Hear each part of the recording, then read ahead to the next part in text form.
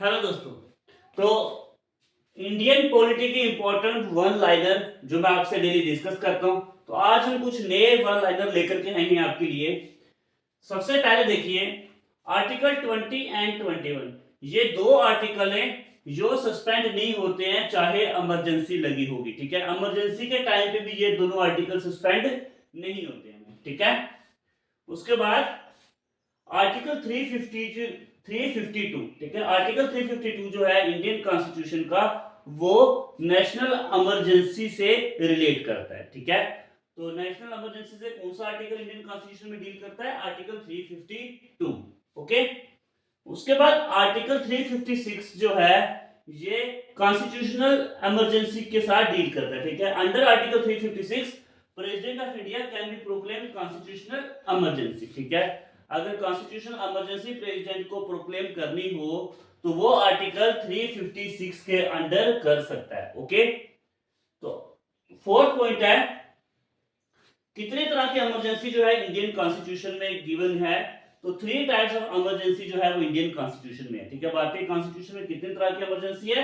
3 तरह की इमरजेंसी। ठीक है, उसके बाद फाइनेंशियल इमरजेंसी कौन से आर्टिकल के साथ डील करता है? तो फाइनेंशियल इमरजेंसी करता है आर्टिकल 360 के साथ डील। ठीक है, तो फाइनेंशियल इमरजेंसी कौन से आर्टिकल में? आर्टिकल 360। ओके, उसके बाद जो इंडियन कॉन्स्टिट्यूशन में कितने फंडामेंटल राइट्स जो है वो मेंशन किए गए हैं? तो 6।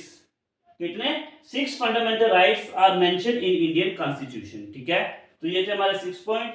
आइए तो कुछ और पॉइंट हम डिस्कस करते हैं। तो उसके बाद है दोस्तों, president of India can be remove from his office by parliament. ठीक है, जो प्रेसिडेंट जो है भारत का, वो अपने ऑफिस से किस तरह से रिमूव, कौन उसको रिमूव कर सकता है?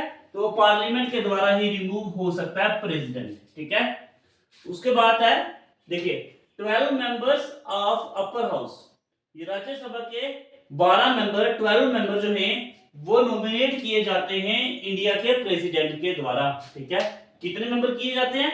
12 मेंबर। ठीक है, इंपॉर्टेंट पॉइंट है।